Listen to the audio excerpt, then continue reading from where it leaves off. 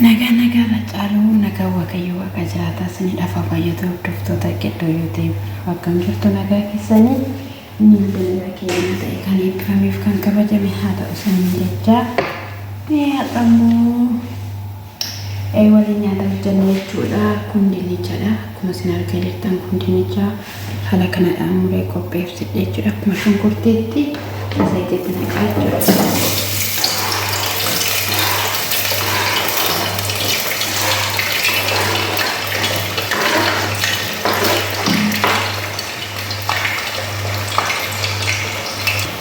Kuni mau shunkurtii diimaadha.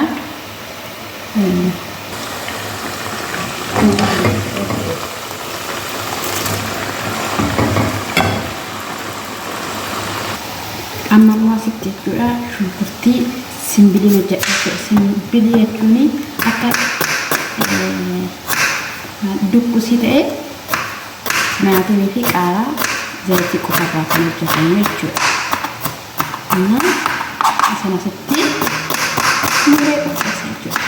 Walumaan kenna. Simbileen kun daqiiqaa 10 minutiif fudhatu.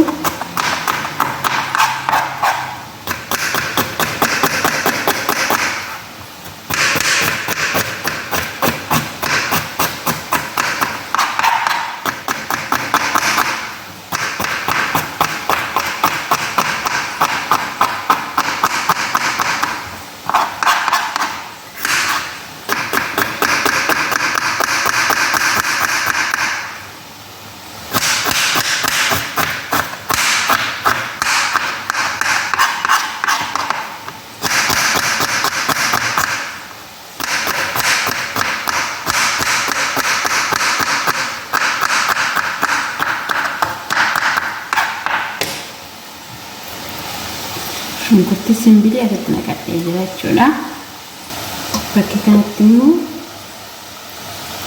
qoxxommii qimamiidhaanii loomiidhaan sukkuumee lafa godhadhee jira jechuudha. Yeroo dinnichi bilchaate akkasumas immoo xabbatamee xumurame yeroo kana xabbasee kanaan xabbasa jechuudha. Achi booddee immoo kuusii irraan keeyyadha jechuudha.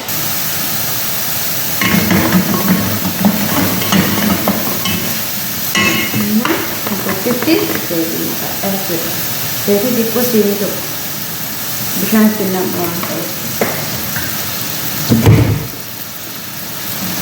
Jadi anak-anak seperti ini, kemudian kita ada kami alat berdoa, umurnya berapa kita? Sebetulnya sendiri.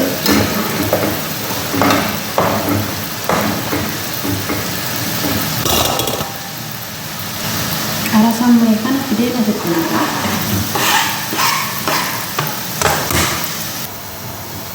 Kena ani dapur kulit pakai banyak curah dinci, zaiti kisah bahasa curah. Amamu shunkurtii fideetti naqadha jechuudha zaiti.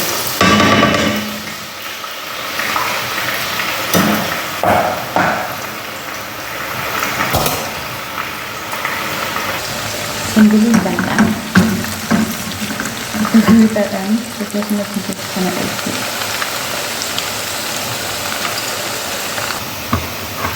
Sekarang nanti simbilin ada yang buat jujur.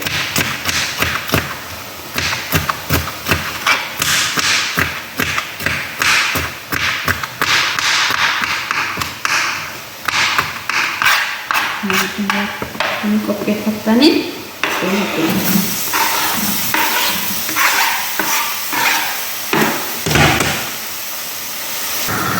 Anu shunkurtii asirra mulai jechuudha. Bakkuma dinnichaa kanatti deemaa dinnichi maratuun ba'a. Wanti nuti qabamu jechuudha.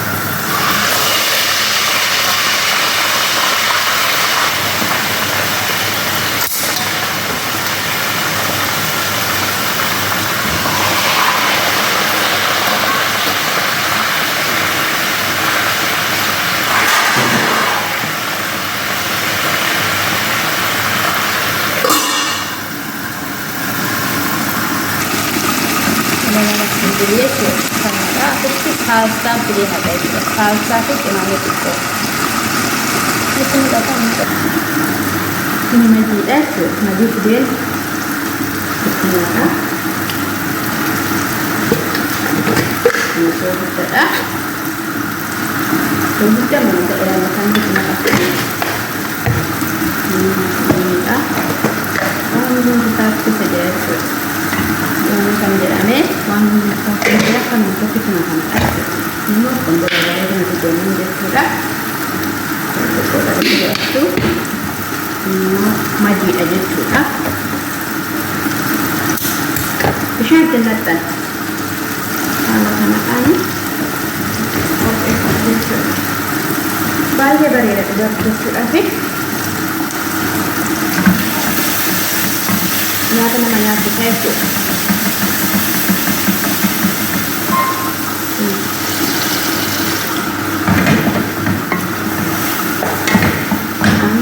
Ibidda kan qannataan tiris fedhe nyaatni isaa keessaa du'uuf maal godha ibidda ittiin nambarii isaa ittiin immoo lakkoofsa isaa jechuudha. Haala kanadhaan diimata jechuudha. Kan ibiddan haala kanadhaan jechuudha.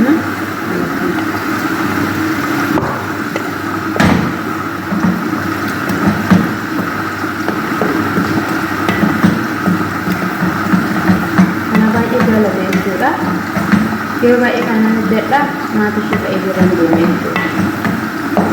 Baay'ee bareeduudha.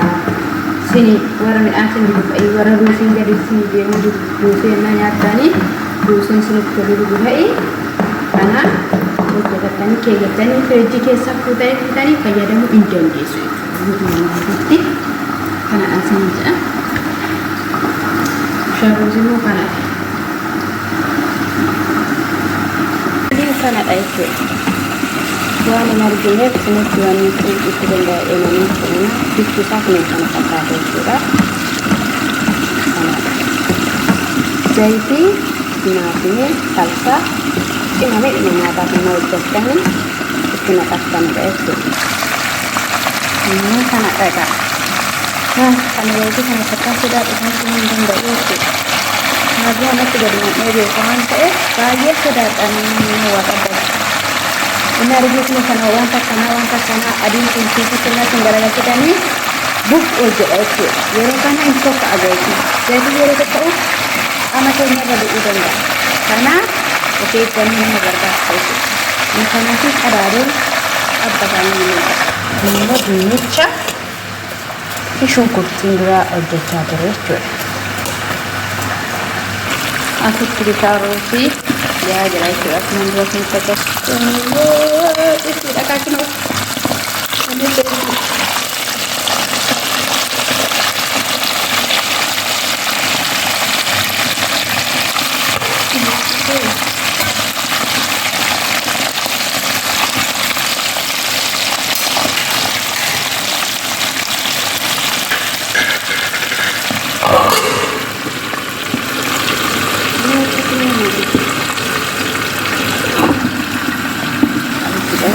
enggak aja kita merasa tekan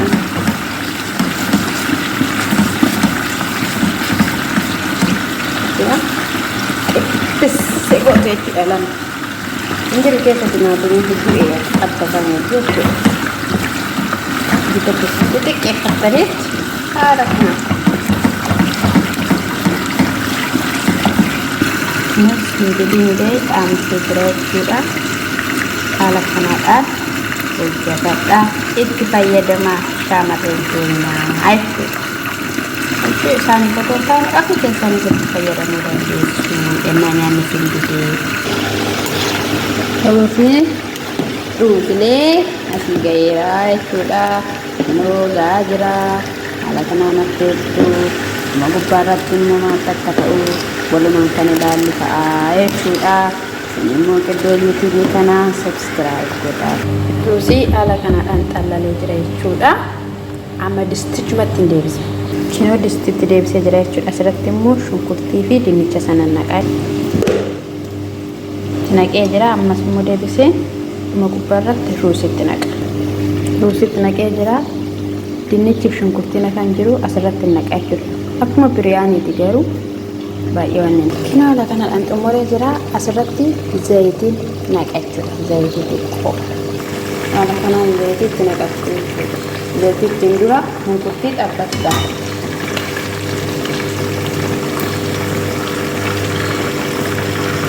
Kannaa immoo hin garagalchu jechuudha. Innaa garagalchatan haala kanadhaan wal isinii qabataa jechuudha. Rasuuliin haala kanaan bareeda jechuudha. Kinoo haala kanaan qurxummii keenyas xabbaasnee xumurree jirra jechuudha. Kana fakkaata.